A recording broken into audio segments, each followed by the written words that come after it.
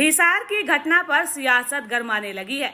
भिवानी पहुंचे दिग्विजय चौटाला ने कहा कि अब हिसार में बड़ी लड़ाई शुरू होगी। इसे लेकर वे अपने गांव, परिवार, पंचायत, खाप और किसान संगठनों का समर्थन लेंगे। उन्होंने कहा कि भिवानी में भी पुलिस ने उनका पीछा किया था।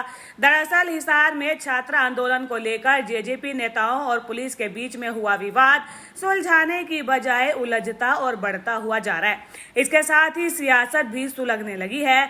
इसे लेकर जेजेपी 27 अप्रैल से हिसार में छात्र न्याय महापंचायत करने जा रही है, जिसका निमंत्रण देने जेजेपी के युवा प्रदेशाध्यक्ष दिग्विजय चौटाला भिवानी में मीटिंग लेने पहुंचे।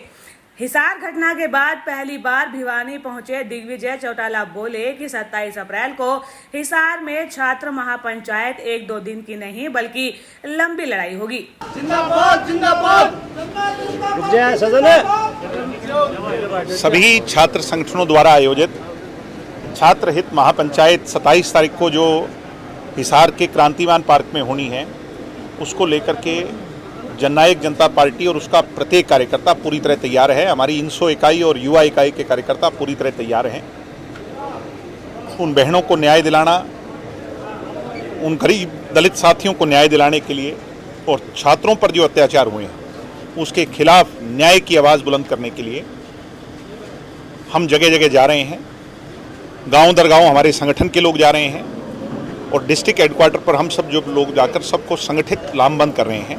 ये लड़ाई बहुत लंबी लड़ाई हो सकती है और इस लंबी लड़ाई के लिए कमर कसना बहुत ज़रूरी है। इसलिए मैंने अपने साथियों को आज ये भी कहा है कि वहाँ पर तैयारी से आना, ये सोचकर नहीं कि एक दिन धरना दिया और चले जाएंगे। बड़ा संघर्ष भी करना पड़ सकता है।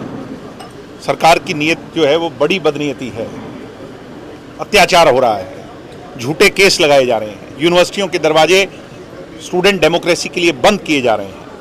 ऐसे विषय में हमें बहुत मजबूती से संगठित होना पड़ेगा और सरकार को हिलाना पड़ेगा, उसकी कुर्सी को हिलाना और सबक सिखाना पड़ेगा। उसके लिए हमें संगठित होना। जांच से पहले एफआईआर तो होगी कि नहीं होगी सीएम साहब? 2 गमले टूटने पर एफआईआर हो सकती है, तो बंदूक दिखाने पर एफआईआर भी नहीं होगी? ये कैसा हरियाणा है? एबीवीपी के कार्यकर्ता दिल्ली के अंदर यूनिवर्सिटी लड़कियों के कॉलेज में जाकर वो हल्ला करते हैं, कोई कार्रवाई नहीं करते आप लोग? हम तो वीसी से मिलने गए थे। आप पानी की गहराई को नाप रहे हो सीएम साहब। मैं आपसे आपका आदर करता हूं। आप ओबीसी के पहले मुख्यमंत्री बने हरियाणा के, आपसे उम्मीद है और हम आपका सम्मान करते हैं, मगर आप आपकी मंशा अनुरूप हमारी नीयत को जो नापने की कोशिश कर रहे हो, इसमें कामयाब नहीं हो पाओगे। मैं आपसे फिर प्रार्थना करता हूं, एफआईआर रजिस्टर हो, इन सब लोगों को लाइन हाजिर किया जाए और कार्रवाई हो। मुझे एक बात बताएं सीएम साहब कि जो डीएसपी रात की रेड की टीम को कमलजीत लीड कर रहा हो, एसआईटी का इंचार्ज वो कैसे हो सकता है? सुप्रीम कोर्ट के आदेश को तो आपकी पुलिस मानती है कि नहीं, कि उसको भी मानना भूल गई? जो 6 दिन तक भी आपने एफआईआर की कॉपी अपलोड नहीं की, कहां से न्याय की उम्मीद करें आपसे?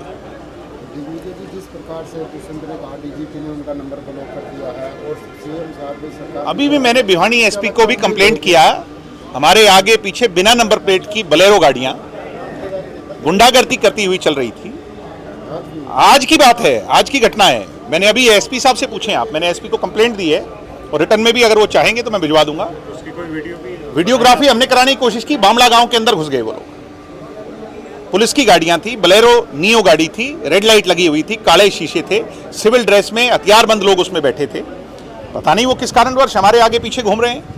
क्या करने की कोशिश कर रहे हो? इन चीजों से हम डरने वाले लोग नहीं। सोशल मीडिया पे बातें उठ रही कि डिप्टी सीएम के साथ ऐसा हो सकता है, आम आदमी के साथ तो हमारा एक ही कहना है कि यूनिवर्सिटी कॉलेजों के दरवाजे हम सामान्य छात्रों की आवाज के लिए बंद नहीं होने देंगे। अगर आपको लगता है छात्र संघ चुनाव नहीं कराओगे, फीस बढ़ोतरी पर बात नहीं करोगे, हॉस्टल की बात नहीं करोगे, गर्ल्स की सैनिटेशन की बात नहीं करोगे, कैसे बच जाओगे आप? आरएसएस के कार्यक्रम क्यों होंगे भाई? विश्व हिंदू परिषद के कार्यक्रम क्यों होंगे? गीता का पाठ क्यों पढ़ाया जाएगा?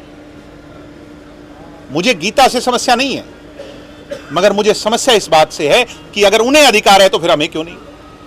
आम आदमी अगर उन्हें हॉल फ्री में बुक मिल रहे हैं हम तो पैसे दे के बुक करा रहे हैं। मैं आपसे सवाल पूछता हूं, 7 तारीख का जो कार्यक्रम पर एफआईआर हुई है कुरुक्षेत्र मामले में, मुझे कोई इस हिंदुस्तान का बड़े से बड़ा वकील ये समझा दे कि वो क्रिमिनल केस कैसे है। हमने परमिशन लेकर के प्रोग्राम किया, हमारी उम्मीद अनुरूप 300 की जगह 1000 बंदे वहां पहुंच गए, लड़के लड़कियां आ गए। कार्यक्रम में जब ज्यादा भीड़ हो गई तो कुर्सी पर एक की जगह 2 लोग चढ़ गए, कुर्सियां टूट गई। जब कुर्सियां टूट गई तो उसका आपने 25,000 रुपए हमारा सिक्योरिटी फॉरफिट कर ली और कुर्सी भी हम ठीक कराने को राजी हो गए। तो 16 तारीख को आप एफआईआर कैसे करवा रहे हैं, मुझे समझाएं तो सही। दीवानी का मुकदमा, सिविल का मुकदमा आप क्रिमिनल कैसे बना सकते हैं? मुझे ये तो बताइए, क्राइम क्या हुआ वहां पे? हम पूछ रहे हैं, कोई जवाब ही नहीं है। एसपी से मिल रहे हैं, कोई जवाब ही नहीं है। कोलैप्स कर गया है जी सिस्टम। अरविंद केजरीवाल से मिले हैं आप? लगाए गए हैं जी, जो इंस्पेक्टर है उसके महिला एक और सामने निकल के आई जिन्होंने आरोप अभी तो आप 27 तक इंतजार करो। मैंने कहा कि हमारे पास इतना मटेरियल है, मगर हम मजबूर नहीं करना चाहते, किसी को शर्मिंदा नहीं करना चाहते। हम चाहते हैं कि सरकार संज्ञान ले और निष्पक्ष जांच हो, जो दोषी है उसको दंड। अरविंद मगर अगर उस हरकत तक वो जाएंगे तो हम हर तरीके से तैयार हैं, कमजोर मत समझें। और मैं एक बात और कहना चाहता हूं, मेरे साथी 27 तारीख को जो स्टूडेंट, हर स्टूडेंट ऑर्गेनाइजेशन जो आएंगे वो अपने कपड़े का बैग साथ ले आएंगे। ये मत सोचना कि वो ये सोच के आएंगे एक दिन की कार्रवाई है। हम लंबी लड़ाई के लिए तैयार हैं और हर तरीके से तैयार। अरविंद केजरीवाल से मिले हैं क्या? कोई तीसरा मोर्चा खड़े? अरविंद केजरीवाल जी से काफी लंबे समय से मिलना ड्यू था, उसका इस विषय को जोड़ना गलत होगा। मगर आज के जो विषय हैं उस पर चर्चा उनसे हुई और उनसे हमारे बहुत अच्छे संबंध रहे हैं। पहले भी मेरे तो पहले इलेक्शन में उनने मेरा साथ दिया और आगे भी हम मिलजुल करके सरकार के विरोध में तो इकट्ठे हो ही सकते हैं ना। तो हिसार अंतिम सवाल राकेश टिकैत आ गए, कह रहे थे उसी दिन अगर टेंट लगा लेते तो ये नौबत। ऐसा है, मैं राकेश टिकैत जी का बहुत आदर करता हूं। हम उस परिवार को, टिकैत परिवार को अपना परिवार ही मानते हैं। मेरे परदादा जी और बड़े टिकैत साहब का, चौटाला साहब का और बड़े टिकैत साहब का ऐसा जुड़ाव था, मेरे पिताजी का और इनका, नरेश जी का और राकेश जी का, और हमारा भी चौथी पीढ़ी, हम बच्चों का भी उस घर में पारिवारिक संबंध है। उनका हमारे घर में, हमारा उनके घर में। उन्होंने जो सलाह दी, बहुत अच्छी सलाह दी कि गांव में जाओ। तो मैंने कल अपने गांव का भी कार्यक्रम रखा है। मैं उनकी सलाह पर अपने गांव में जाऊंगा और अपने गांव की 36 बिरादरी के लोगों को भी इकट्ठा करूंगा और उसके बाद इकट्ठा कर सहमति बनाकर फिर उनके पास भी जाऊंगा। मैं राकेश जी के पास भी जाऊंगा, नरेश जी के पास भी जाऊंगा और जितनी भी पंचायतें हैं, खाप हैं, किसान संगठन हैं, हो सकता है कोई नाराजगी हमारे को लेकर के हो क्योंकि हम बीजेपी के साथ सत्ता में रहे, उन सब चीज़ों को दूर करेंगे और मिलजुल करके उनकी भावना को भी स्टूडेंट्स की बात में सम्मिलित करेंगे। ठीक है जी, मैं एक बात और कही कि परिवार एक होता तो ये नौबत ही नहीं आती। ओहो, वही तो मेरे चाचा आदित्य जी ने बयान दिया, चोई रंजीत सिंह जी ने बयान दिया, सबने तो बयान दिया। आपने मेरी चाची सुनैना जी का बयान सुना, हमारे परिवार के मुखिया चोई रंजीत सिंह जी हैं, उन्होंने भी कहा ये गलत हुआ।